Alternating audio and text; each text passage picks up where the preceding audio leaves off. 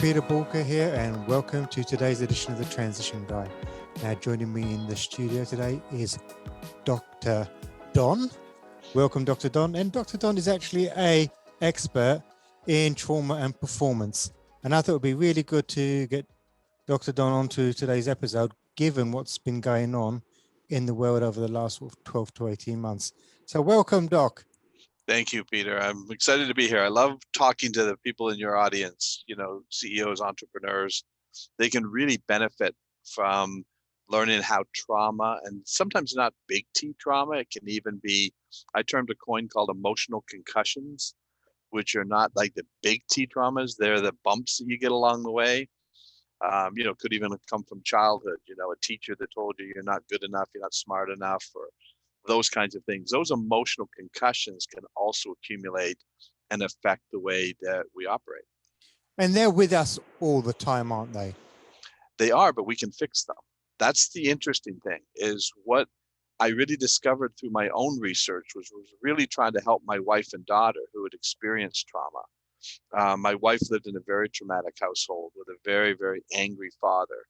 So she was constantly living in fear. And there was nothing I could do to stop it. Even though we had a really good life, things were going well for us, she wasn't able to enjoy it. She was always waiting for something to go wrong. And I kept saying to her, I said, why can't you just enjoy this? And she didn't really know consciously that she was doing it. She was just, because as a child, every time something would go well, then her father could lose it and then it could go very bad. Right. So her mind was protecting her about getting too excited about good times because chances are she was going to get hurt. And that keeps looping. And that's so let's draw an interesting parallel with what's happening in the world today. How do you think that's playing out with sort of executives, CEOs, and business leaders as we speak? I think COVID has been a game changer because the number one fear for the human mind is uncertainty. And there's never been a more uncertain time, at least in our lifetime. I know our parents dealt with the wars and depressions and things like that, but that created uncertainty too. Yeah. But this COVID has been an unbelievable event that we have nothing to compare it to. And we thought that 0809 was going to be that once in a lifetime event. Right. How wrong were we? Yep. And this one is almost worse because it's invisible. And how do you attack it? And so now, they're trying to convince people this vaccine's going to do it and you're going to be able to just get through this. What I'm seeing is I think we're coming up to a tsunami of mental health issues. And here's why. We basically have, everybody's heard of the fight or flight response. There's a third response in that, fight, flight, or freeze. Freeze is another response used by, in particular, animals, but we do it as well. Freeze is when we go into sort of a lockdown. We just start trying to get through it. I don't know if you ever heard the stories, of a woman on a plane. This happened, I think, a couple of years ago, where she fell asleep and she woke up to the guy physically assaulting her and did nothing. And then after she got off the plane, then she reported it.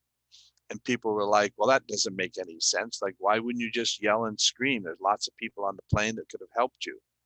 She had learned that helplessness from probably something that happened earlier in her life. Just get through this, get it over with. And that is actually a response that people use. Funny you should say that, because that's something that I've seen happen more and more over the last 18 months, especially when countries went into lockdown. I saw businesses, and we all heard the word pivot in the last 18 months, but instead of making the change and actually doing the pivot that was needed, they were glued to the TV set, watching a really bad movie and waiting for the movie to be over so that things could then sort of go back to where they would normally be, without the realization actually that we're never going to go back to the way things were.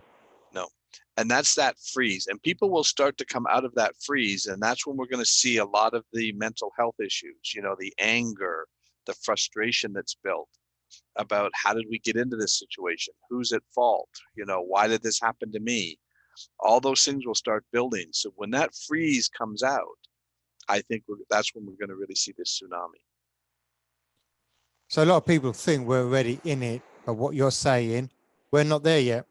No, I think the worst is yet to come, because, like I said, fight or flight is an action-oriented kind of a thing, but freeze is as well. The animal world uses it very well. So if a lion shows up, zebras will start to run, but some zebras will just freeze. And the purpose of that freeze is to get out of the reticular activating system of the lion. The lion is looking for movement. It's looking for the slowest zebra. So sometimes a good tactic is don't move, because if you don't move, the lion doesn't pick you up, because it's looking for movement. You see that a lot of times in any kind of a situation where people will just freeze and they don't move, right? That's actually a response: fight, flight, or freeze. Those three are responses to threats. So we know this is going to happen. We know that this is coming. Mm-hmm. I suppose the question is going to be, what can the audience do to start mitigating that and perhaps don't fall into that trap?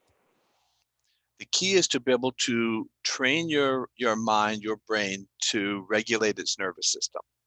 And we can do that. And if you read all the self-help books, they'll say the key to happiness is to stay present. But our minds don't necessarily work like that, because we continue to loop right through trauma. Trauma stays active in us until we get it resolved. So that was what happened to my wife. The reason she was in fear is that she was constantly looping through what happened to her as a child, which kept activating her nervous system, which then affected her health, because she ended up with Hashimoto's, which is a thyroid disorder, because her mind was constantly in this fight or flight state, producing cortisol. Right. My daughter ended up with Crohn's, and her Crohn's was basically inflammation. What I say is that when we have this unresolved trauma, physically it changes us. The cells will go into a cell danger response. The purpose of that is to protect the cell from anything penetrating the cell. So for my daughter, the inflammation showed up in her lower intestinal area. So a lot of people who've had trauma as children end up with autoimmune, IBS, Crohn's, colitis, a lot of that because of the trauma keeps looping, keeping those cells in an active inflamed state. Until the danger passes, right, it'll stay in that state. The problem for humans is we store information about events and experiences, and it keeps activating the system. Now, you work with people, don't you, to actually get through that?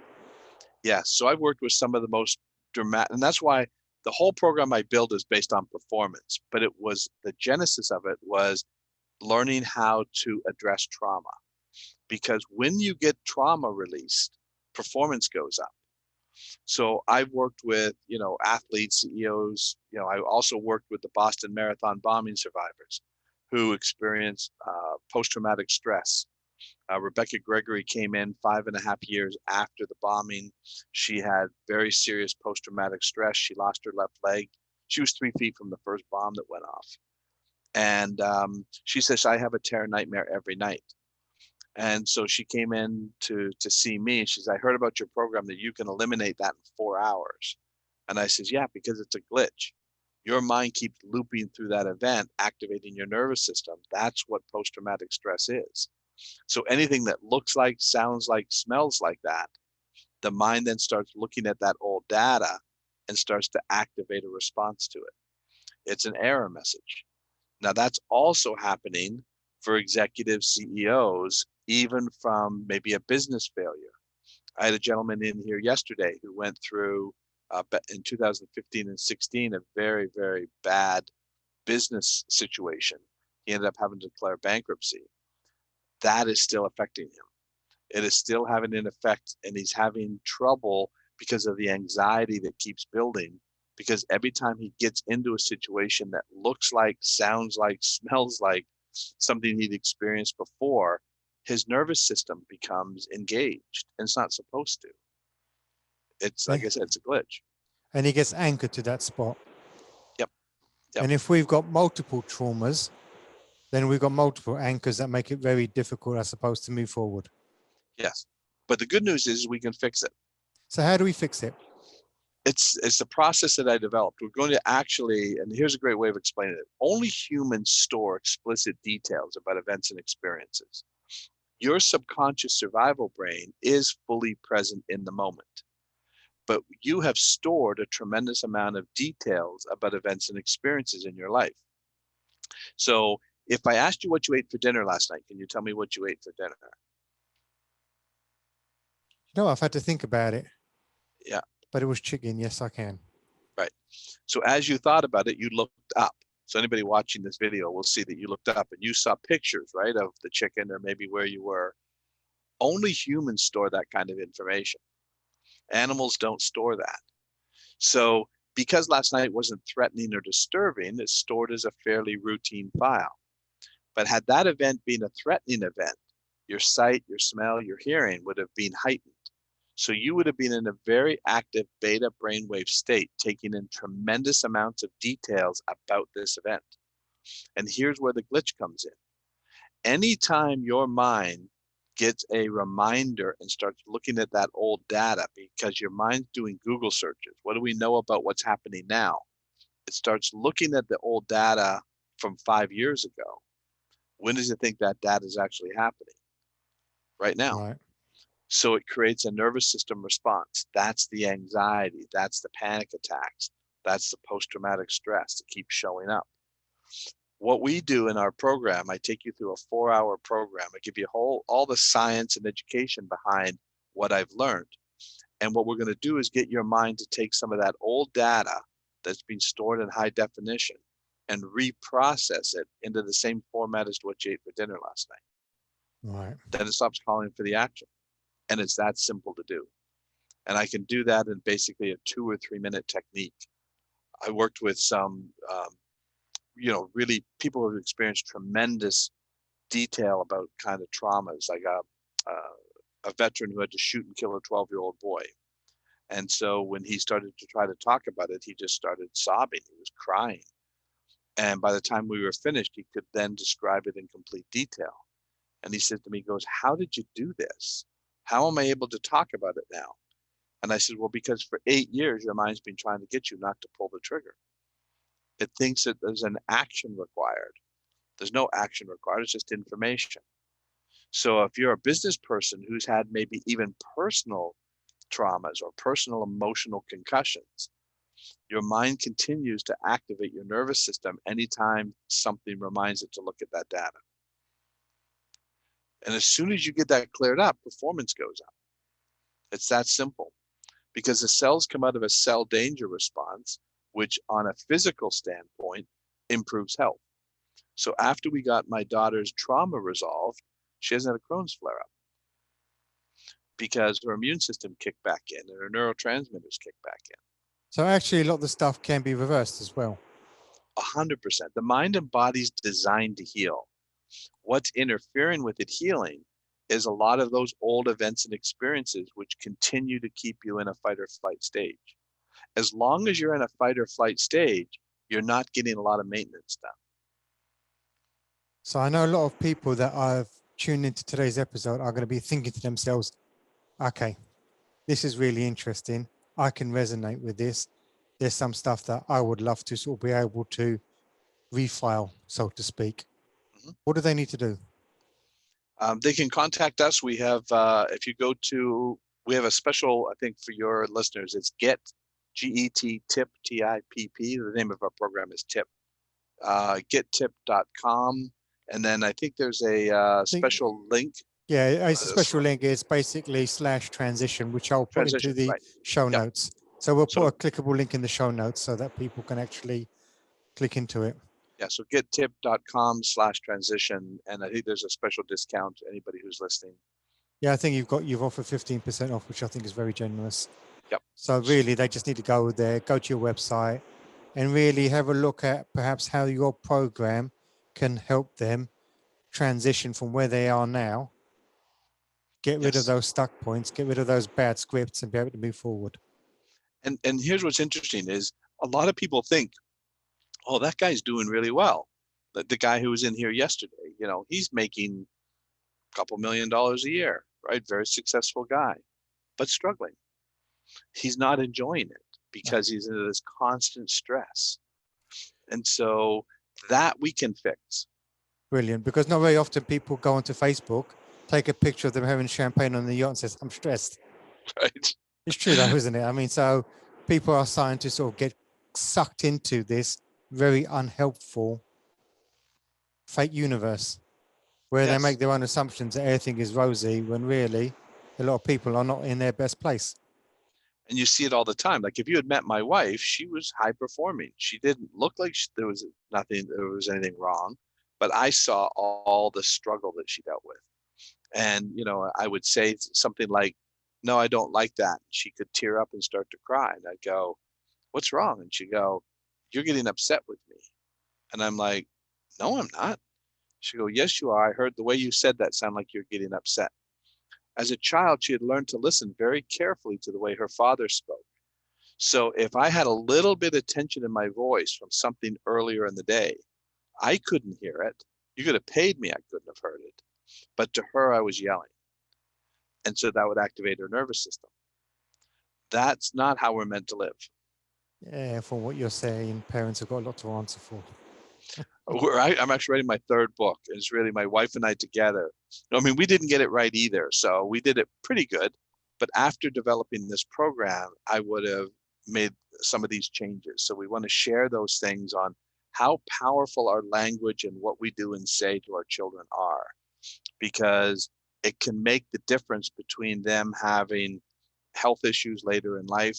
I was fortunate. I grew up in this idyllic childhood with parents that never yelled, never raised their voice. I mean, it was pretty amazing childhood. I've been healthy my entire life. I've never had any issues. That's interesting. Yeah. So for our audience today, what parting words of wisdom would you give them? What I say to everybody as soon as they sit down with me is there's nothing wrong with you and there's nothing wrong with your mind. Your mind works perfectly fine. However, events and experiences throughout your life are interfering with you reaching your highest level of performance. You have another gear. We all do. In order to get to that gear, you have to get out anything that's interfering with you reaching that next level. Brilliant. Thank you. So the link's in the show notes. So head over to www.gettipp.com/transition and check it out for yourself. As Dr. Don says, there's nothing wrong with you. It's just your experiences that need to be refiled. And if anything else has resonated with you today and you want to get in touch, head over to Boolkah.com and get in touch. If you've loved today's episode, I would really appreciate if you could like it, subscribe so you don't miss any future episodes, and share it for other people so that they can benefit from today's episode. And most importantly, remember, failing to learn is learning to fail. Please stay safe. And Dr. Don, thank you very much. Thank you, Peter. I enjoyed it.